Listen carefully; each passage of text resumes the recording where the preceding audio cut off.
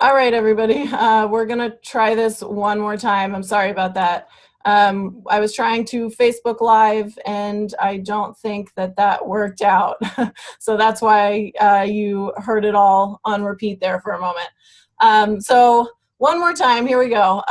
My name is Rachel Botos and I am the program manager for the NYU Social Entrepreneurship Program. You know what, if you can hear me, can a couple of you just send me a quick note to let me know that we're good to go now? Great, I'm seeing those come in. Thank you so much for cooperating with me there for a second.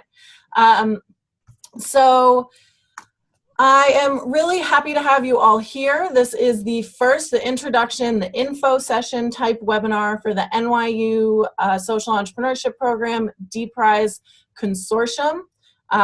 We are very excited to be kicking off another fantastic year for this competition and very excited to have our partners here with us. I know good morning to all of you in New York and good afternoon and evening to all of you around the world.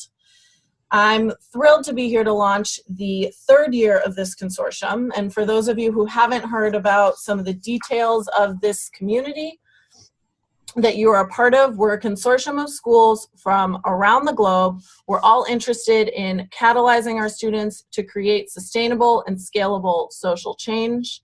We believe that great ideas and great solutions come from every corner of the earth. And we brought all of our schools together to share their expertise and share those ideas and those solutions and honor that concept together. So we've come together twice now. This is the third year of the consortium. Each school runs their own D-Prize competition, so NYU students competing against NYU students, IBA Karachi students competing against IBA Karachi students, but we all come together for this curriculum to leverage expertise from all of our members and kind of join together in these efforts. So before we dive in, I just want to take a moment to recognize who's here from our consortium. And I'm going to let Azam, if you want to start from IBA and just introduce yourself to everyone. Hello, I'm Azam Ali. I'm a professor of law and finance, and I also teach social entrepreneurship.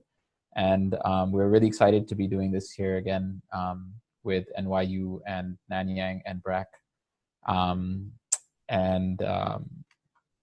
with the Li Ping Social Entrepreneurship Foundation. Thank you. Thank you so much, Azam.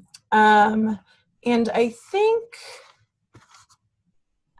we may have one other member with us, but I'm waiting to just confirm that. In the moment, for the moment, I'll also say we do have a few members of our consortium who could not be here with us this morning, and that is, as Azam started mentioning, that is the Nanyang Technopreneurship Center at the Nanyang Technological Institute in Singapore, and the Li Ping Social Entrepreneur Foundation in China, which works with a network of universities across China. And NYU Office of Sustainability is also a partner on our NYU competition. So we're very grateful to have all of them. And Shamim from BRAC University, I think was going to join us. If you do pop in here, Shamim, just give me a shout and I'll swing back around to you. So that's our consortium. You can see all of their beautiful logos on this slide here. And with that, I'm going to get started. I'll do a quick opening and then you'll all get to meet Nicholas Fusso from D-Prize as well. So first off, our agenda for this morning. The welcome is what we just did. Then I'm going to go into kind of an overview of what is social entrepreneurship, what's this field that we're all talking about. Then I'll turn things over to Nicholas to talk about development issues and the challenge, what we're looking for from entrepreneurs like you. And then we'll pop back into the competition timeline and questions and workshopping ideas. And before we start that, before I go to the next slide, I did just get a note that Shamim from BRAC University is here. So Shamim, I just promoted you to a panelist.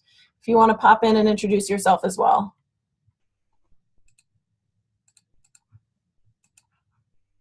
Hi.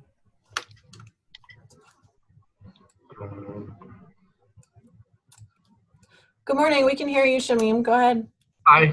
Hello. I'm Shamim. One of my colleagues actually logged in, so is showing his name. He will join after half an hour. So I teach at Bragg Business School marketing and entrepreneurship courses. So we're very happy to be here for the third year with the D Prize.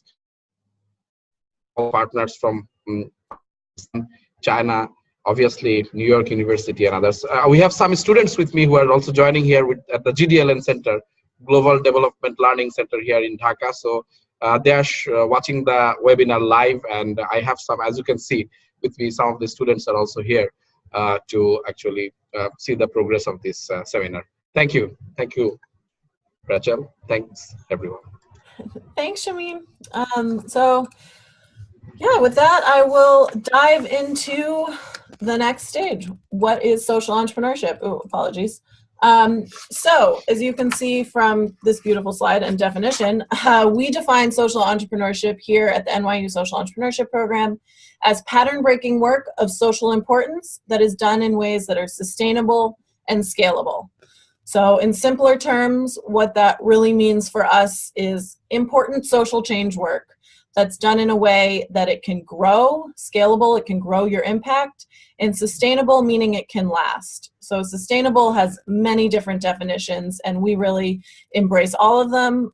We talk about environmental sustainability, we talk about organizational sustainability, being able to make money and keep your organization going, and also the sustainability of your impact, making sure that whatever you do in the world is going to have a lasting impact. We also believe that social entrepreneurship has a few different characteristics. It crosses sectors, can be for-profit, nonprofit. You can see social entrepreneurship in government, in all of the different sectors, and you can see it really crossing between those sectors and bringing them together in interesting ways. And effective work really does that, crosses between them. We also believe it's a meta profession. Anyone in any profession can practice social entrepreneurship. We can have doctors, we can have lawyers, we can have traditional business students, and we really work with students across the spectrum who are interested in this field. And we also believe that there are multiple change-making roles.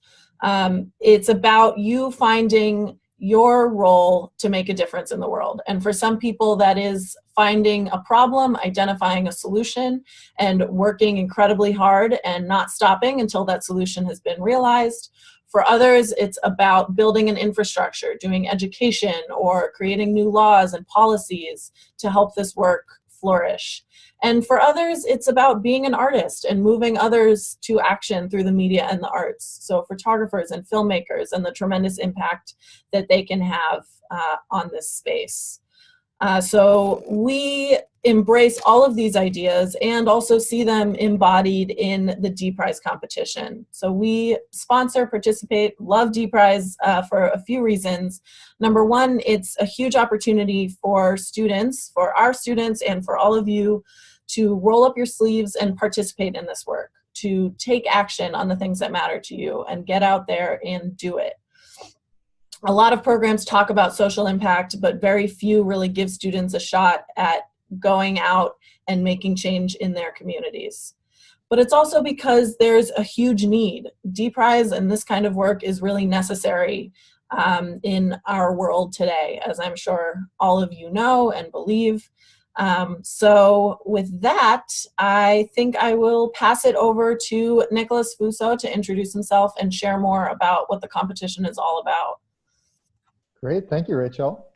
Hello, everyone. It's great to see so many people on the webinar today. My name is Nicholas. I'm co-founder of D Prize.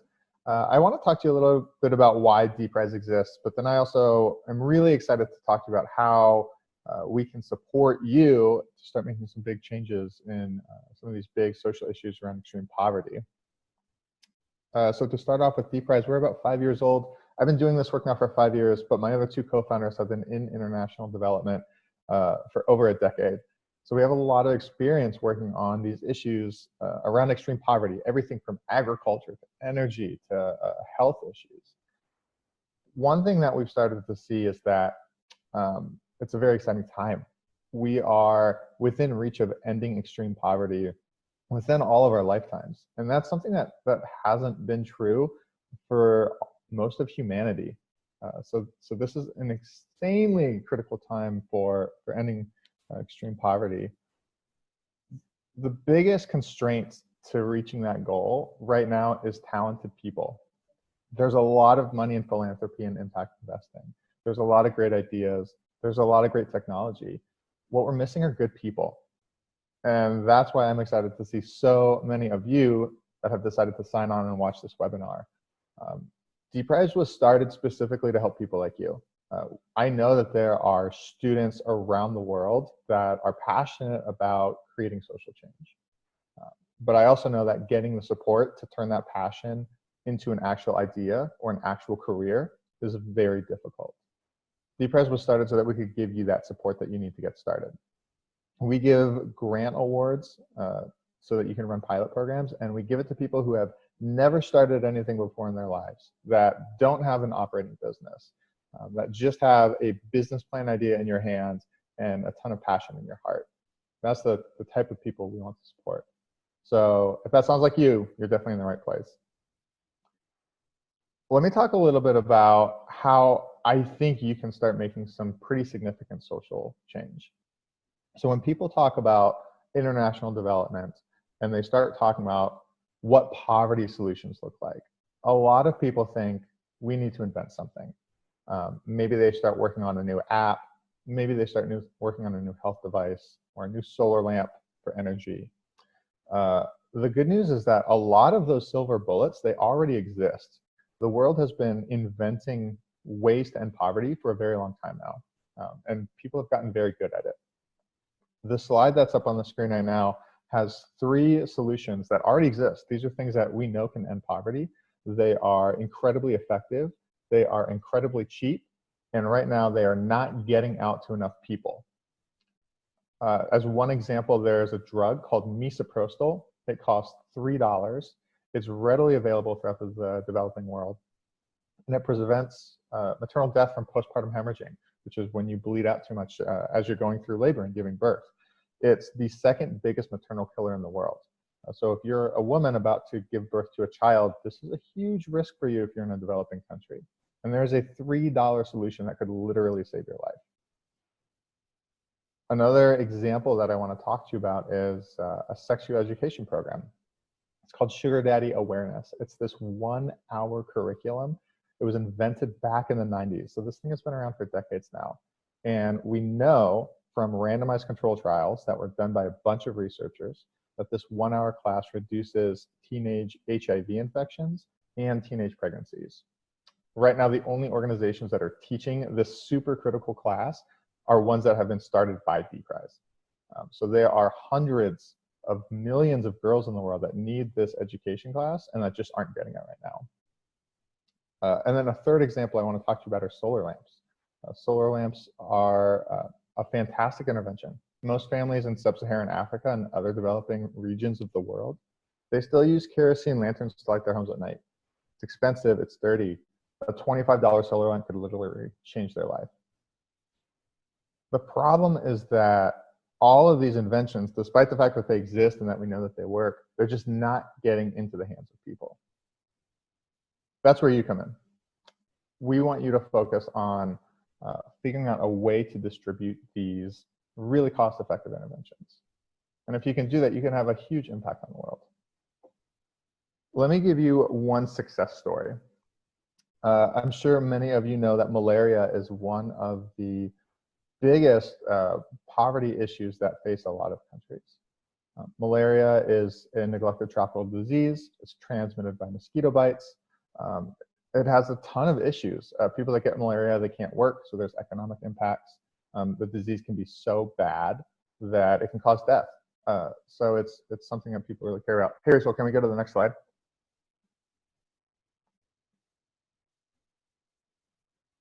The proven solution to malaria, as I'm sure many of you know, is a mosquito net. Mosquito nets are super simple. It's just a net that keeps all of these nasty bugs from biting you at night. Modern nets are also treated with a small amount of insecticide. And this net has been around for a long time. Mosquito nets were first invented in the 1980s, the most modern net. And we know that they work really well. For every 1,000 of these mosquito nets that are distributed throughout a community, it'll save the lives of 5.5 children. It'll avert 5.5 childhood deaths. That's an enormous amount of impact. And because mosquito nets cost so little, that means that we're saving a child's life for about $1,000. So when we talk about cost-effective impact, something like a mosquito net is really, really exciting.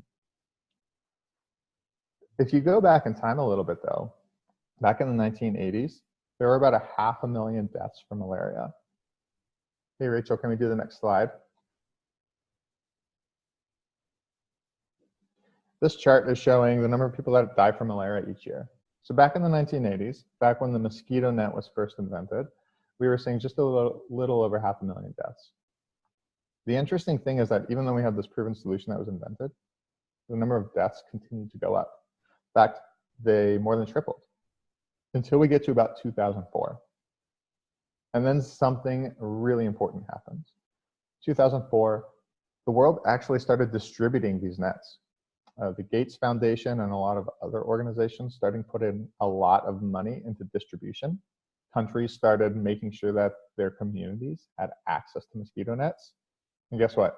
The number of people that were dying from malaria drastically went down. The lesson here is that it's not about inventing a silver bullet solution. It's not about creating something that's going to help people. The real magic is actually getting something that works out to people in need. That's how we start saving lives. That's how we start ending poverty. Rachel, can we do the next slide? Okay, so how does this relate to you in this competition? We want you to start thinking about other poverty issues that need better distribution. When you're thinking about how to make an impact against extreme poverty, don't think about inventing a new solution. Instead, think about organizations like Amazon, which is a picture of their warehouse there on the left side of the screen. Or think about another organization that we work closely with, 1 Acre Fund. That's a picture of their warehouse on the right side of the screen. They distribute agriculture products like fertilizer and good seeds to farmers all throughout East Africa. These organizations aren't inventing anything new. Amazon didn't invent anything new. They don't make new products. All they've done is figure out how to get a product from a manufacturer to somebody's doorstep, and they can do it very quickly. 1 Acre Fund, similar. They didn't invent fertilizer. That's been around for generations. Same with good quality seeds. Farmers have used good seeds since humanity has been around. All 1 Acre Fund's doing is figuring out how to get seed and fertilizer to farmers when they need it and do it cheaply. So these are the types of solutions that we know can end global poverty. All right, Rachel, let's do the next slide. So I want to highlight a couple of these challenges that we're putting in front of you. If you've been on the competition website, you might have already seen some of these. There's a handful of these proven poverty interventions, things that we know work. And we've already done the research and already identified what they are. Your job is simply to build the model that can distribute them to people in need. Well, one of these interventions I mentioned already is solar lamps. Solar lamps have been around for decades now. The technology is fantastic. The actual hardware costs less than $25. And we know that when a family switches from kerosene lanterns to solar lamps, their disposable income goes up by 15 to 30%. Imagine if you got a 15 to 30% raise in your job overnight. That's what it's like for a lot of these families. We know that children study an extra 2 hours more each night because they can actually see their books. And we know that families are no longer at risk for fire danger, which happens a lot. A lot of houses will burn down because a kerosene lantern gets knocked over. These are huge impacts, and they're accessible to families for only a $25 investment. We are looking for entrepreneurs that can tackle this challenge. How can you get solar lamps out to hundreds of thousands of families that need access to them? How do you make sure that they're affordable?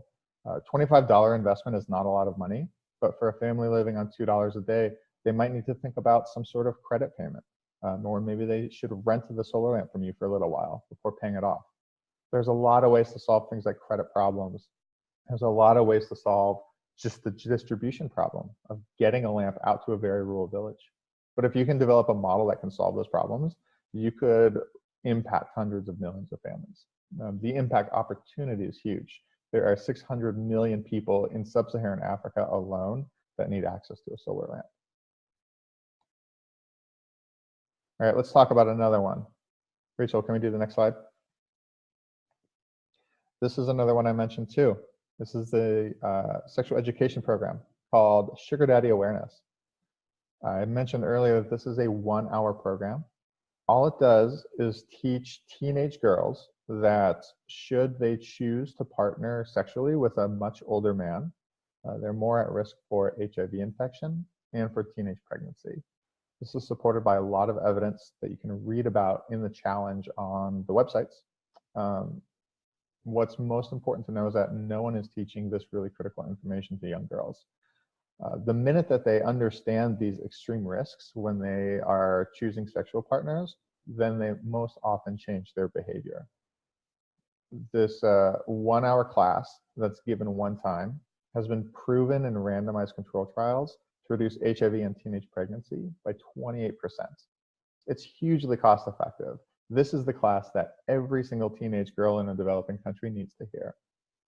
But right now, most of them aren't hearing it. It's a big distribution problem, and we're really hoping someone on this webinar can solve it. Figure out how to take this existing class curriculum. We give you the curriculum, it's on the website. You can download it right now. Figure out how to get that curriculum out to young girls in need. You have to figure out how to get into schools so that you're teaching this class. You have to hire a field staff so that you have people to actually teach this class. You'll need to think about logistics. How do you get something like a projector and class materials into a school that might not have electricity? So these are difficult problems to solve. But if you can solve them, you could help avert teenage pregnancies that were unplanned, or you can avert HIV infections among teenage girls in huge numbers. You would have a huge impact on the world. All right, Rachel, let's do the next slide. So everyone, those are just 2 challenges that I wanted to highlight, but there's many more on the competition websites. So please pore over the website, look at the challenges, figure out which ones speak to you, which ones are you passionate about, and then start thinking about that distribution model. I want to kind of wrap up my section by talking about 2 entrepreneurs that DPRES has funded that are now doing very amazing work. The first one I want to talk about is Morgan Babs. So Morgan comes from the Boston area, and when she was an undergraduate, as a junior, she applied to DPRES. She was very passionate about giving solar energy to communities in Nicaragua. And so she developed a plan where she would import solar lamps from a great solar lamp manufacturing company and figure out a way to sell them to rural communities throughout Nicaragua.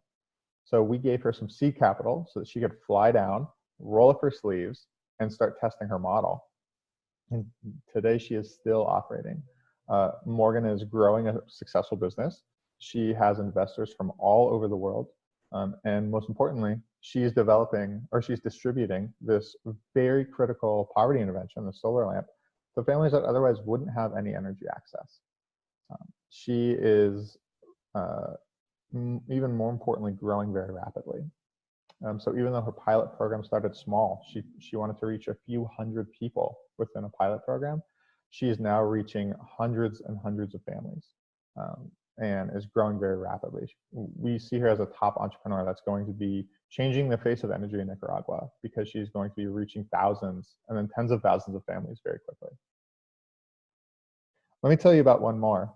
Rachel, let's go to the next slide. Let me introduce you to Som. Som comes from NYU. She was actually the first winner from our competition that we ran with NYU. And Som is teaching that Sugar Daddy Awareness class, that sexual education program that I've been mentioning throughout my time here. When Som ran her pilot in Togo, in Western Africa, she had never done anything with Sugar Daddy Awareness before, but she knew she wanted to help the communities that she was from. So she began teaching a Sugar Daddy Awareness class to pretty small numbers. and was able, over the course of a small 3-month pilot, to prove that she could do this work and that it had a ton of growth potential. So she was able to mobilize 175 or mobilize workers to reach 175 different classes in Togo and teach this to roughly 8,000 students. That was a successful pilot program, and now she's working to scale. She's fundraising for her nonprofit organization. She's hiring staff, and she's thinking about how do you reach not just 8,000, but 80,000 students, or maybe 800,000 students. So there's a huge opportunity. These cost-effective solutions exist, and there are hundreds of millions of people that need access. I hope that you would think about being the person that starts solving that problem. With that, Rachel, I think I'll pass it back to you. All right. Thank you very much, Nicholas. Oh, there we go. So with that, I'm going to take you through the timeline of what our competition looks like with the consortium. And I'll have you start as you've been thinking about your questions. I see we already got a couple, so thank you very much for those. Keep sending those in now, and once I'm through this timeline, then we'll start taking those questions and answering them back for you. So please start. You can click on the little Q&A button that you should have and type your questions into us. So this is what the timeline looks like at a glance. So starting tomorrow, you can start working on reviewing the different distribution challenges that Nicholas talked about, a few of those, and designing your social entrepreneurship solution. It is not too early to start working on your idea and really thinking about what you want your enterprise, your venture, your project to look like. So those challenges are on the website for your school's competition. If you don't know where to find those, reach out to the administration at your school, whoever invited you here to this webinar today, and they can help direct you to what those look like. Next, we have a series of content webinars coming up to help you design your solution and kind of make it the best that it can be. And I'm very excited that we'll have 4 more webinars that are all hosted by one of our consortium schools. So on November 9th at 3 a.m. Eastern, so that'll be tough for my colleagues here in New York, but will be a great time for our colleagues in Pakistan and in China and Singapore. We will be talking with Azam about a technique that he uses called using the idea napkin, which is a technique to design your idea and clarify which distribution challenge you should be working on and how to see yourself in this space. On November 15th, we will be talking about business models for social enterprises with Nanyang Technopreneurship Center, which is based in Singapore. On November 20th, we're going to talk about the social entrepreneurship ecosystem in a developing country with Shamim, who you met, and our colleagues over at Brack University, sharing some information about what the ecosystem looks like for a new organization trying to start up in one of these developing countries, and what you need to know about that, and especially within the Bangladeshi context where they work. And then finally, on November 28th, we're going to be talking about how to communicate your idea. So the webinar is called Getting Into Their Shoes, a More Successful 3-Minute Pitch, and that'll be coming from the Lipping Social Entrepreneur Foundation. And it's especially applicable for when you're talking to impact investors and talking to people who you want funding from, but it's also applicable for trying to communicate your idea to people you want help from, or just how to talk about your idea and how best to address it. So that's a really useful template for a 3-minute pitch to communicate your ideas to others. So please join us for those. The signups are on our websites now, and I'm sure you will all get some emails. Anyone who is here this morning will get an email with information about signing up for those. So please join us, and they will also be recorded and posted online. And then the big deadline that you need to remember if you want to participate in this competition is February 4th. And that is the date that concept notes are due. And a concept note is how you apply to be a part of the D-Prize competition. We need to see your concept note to decide whether you move forward and become, eventually a finalist to compete for the funding. So that is a 2-page summary of what your idea is all about. There's a first round application packet that gives you all the details of what needs to be in that concept note. And you can find that on your school's website about the competition. So follow those guidelines, answer all the important questions, and share with us your idea to make social change.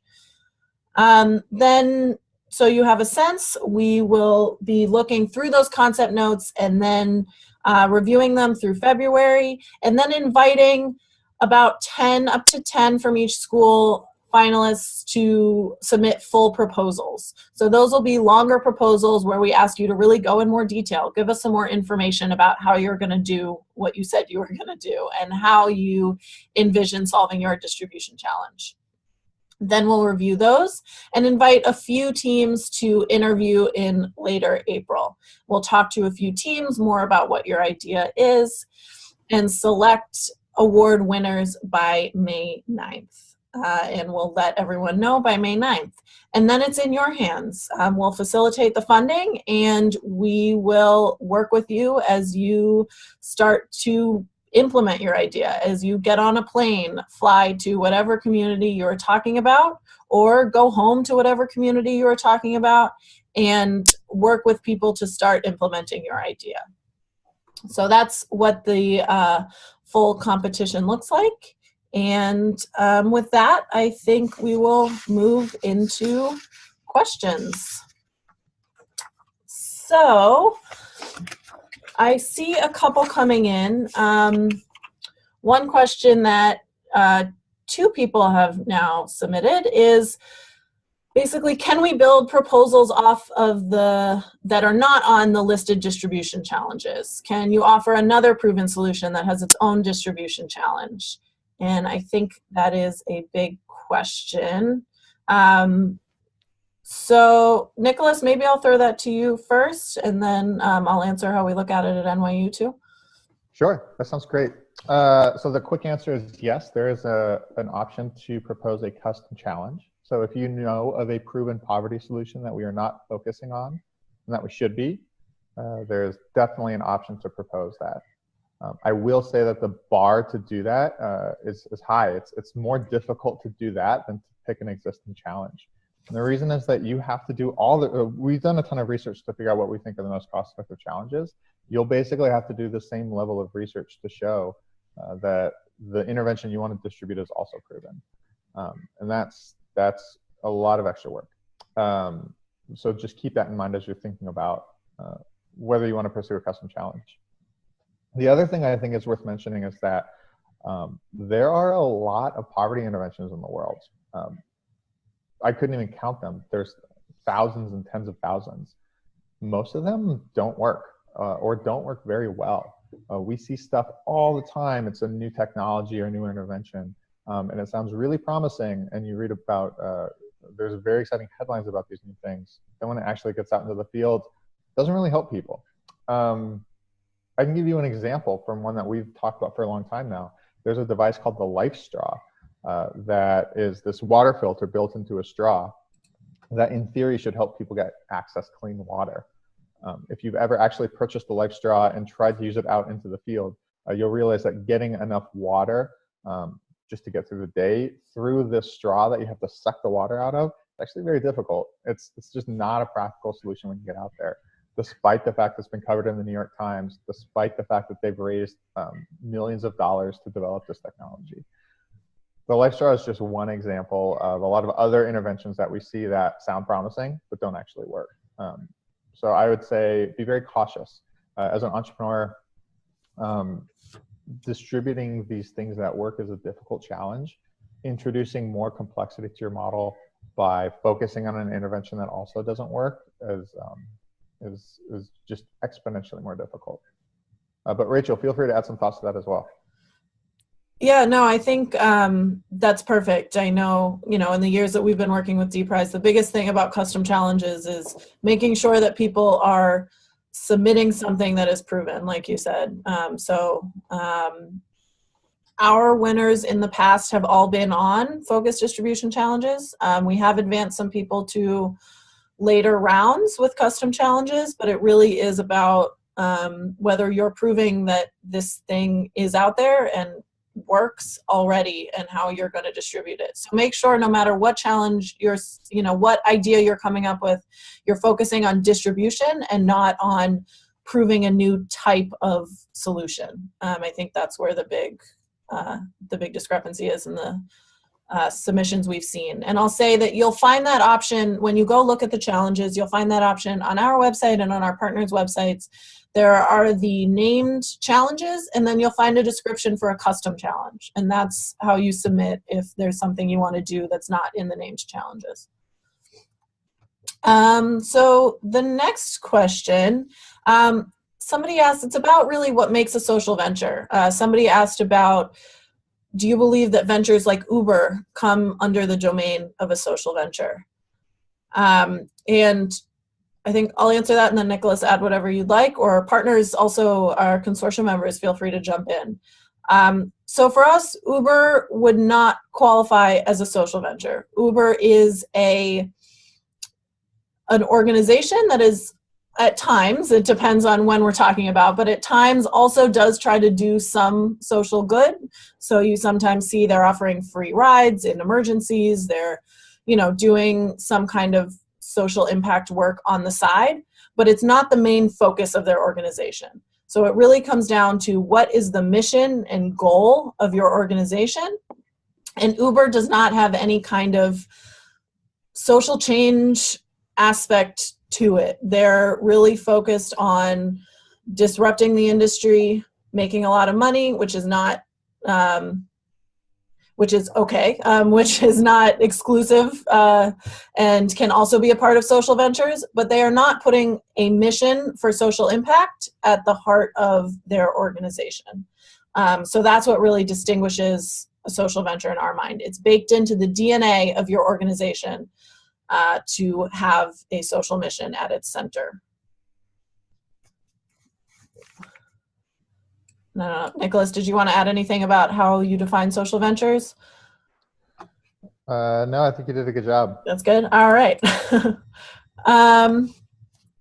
And a couple of logistical questions that just came in. So one is, how many team members can I have to participate? I'll say, according to the rules of the competition, whatever you'd like. At NYU, and I think at all of our partners, we accept individual submissions where it's, you and your idea. For instance, Soam, who Nicholas mentioned, she was the only NYU student on her team, and then she had a couple other partners that she was working with. So we do accept individual submissions, but we also accept submissions from team members. So that's up to you. Rachel, can I add? Yeah, please. I would encourage everyone to actually, as a first step, as you're thinking about what challenge you want to focus on, think about what your ideal team would look like. If you're working on a health challenge, for instance, do you need a medical person? Do you need someone with a business background? Think of it as if you were a coach and you were recruiting your all-star team.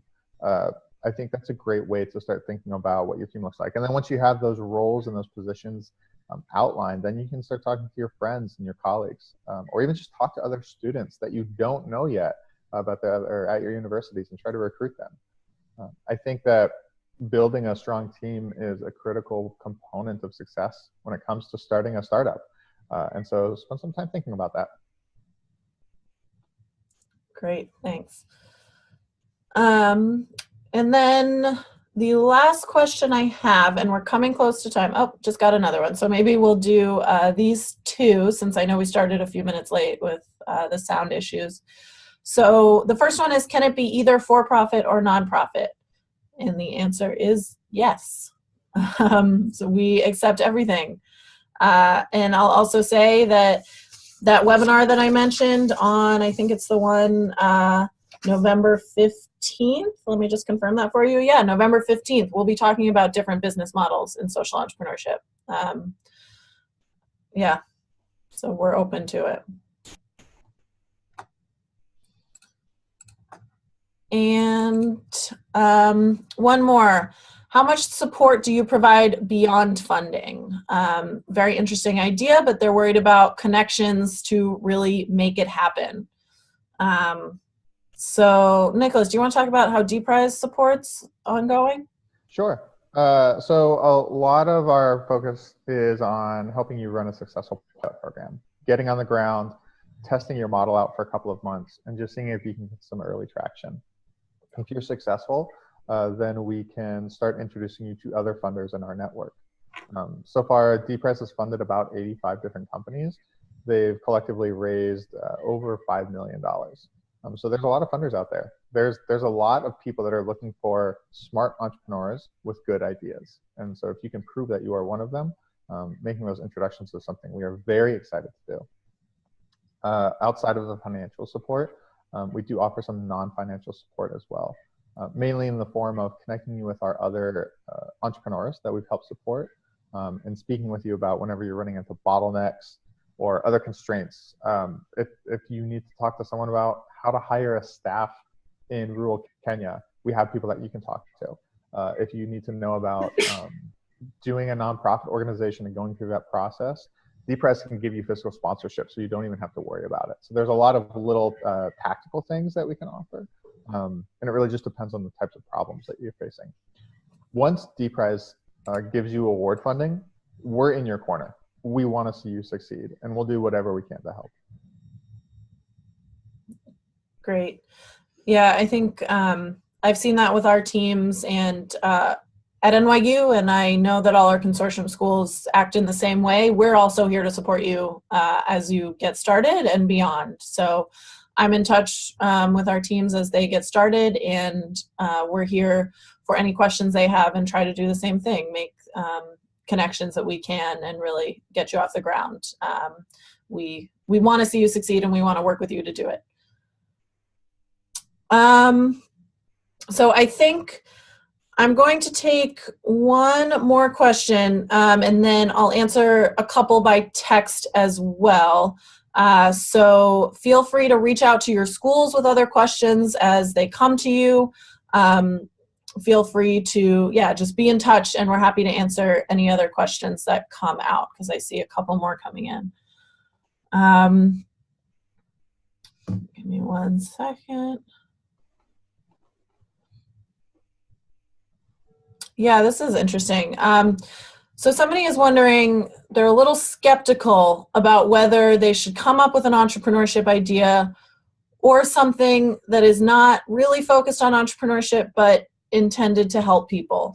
So kind of what are the ways, I guess it's kind of a question about, to me, I'm reading it as a question about kind of when does entrepreneurship make sense? And, you know, it doesn't necessarily mean that entrepreneurship can't help people, but when does entrepreneurship make sense, and when does social entrepreneurship make sense when you're trying to come up with an idea? Sure. Do you mind if I answer? Go for it. No, go ahead. One of the things that we've done when figuring out which challenges to put forward is evaluate whether these are things where we think an entrepreneur can make a huge impact. And we've looked at some cost-effective poverty interventions that need better distribution, but that aren't a listed challenge. And the reason is because we think it would be hard for an entrepreneur to make a big change. So the opportunities that we've identified have been tailored for you as entrepreneurs. Yeah, great point. Yeah, I think, you know, entrepreneurship, even for-profit entrepreneurship, can do a tremendous amount to help people. So it's just about identifying the right opportunities and finding that. Yeah, so I think I'm going to have to stop there because we are about 5 minutes over the time that we allotted. But as I said, please feel free to send in additional questions to your schools, to whoever invited you to the webinar here this morning. We're happy to answer them and kind of get you started. Please sign up for the upcoming webinars. We will be here to answer more questions on upcoming webinars as well, and really help you get started on creating your ideas. So thank you so much to everyone for joining us, all of our partner schools, students. I know we have students from around the world, and I'm really grateful that you are all here. And we look forward to reading your ideas. So thanks so much. Bye, everybody.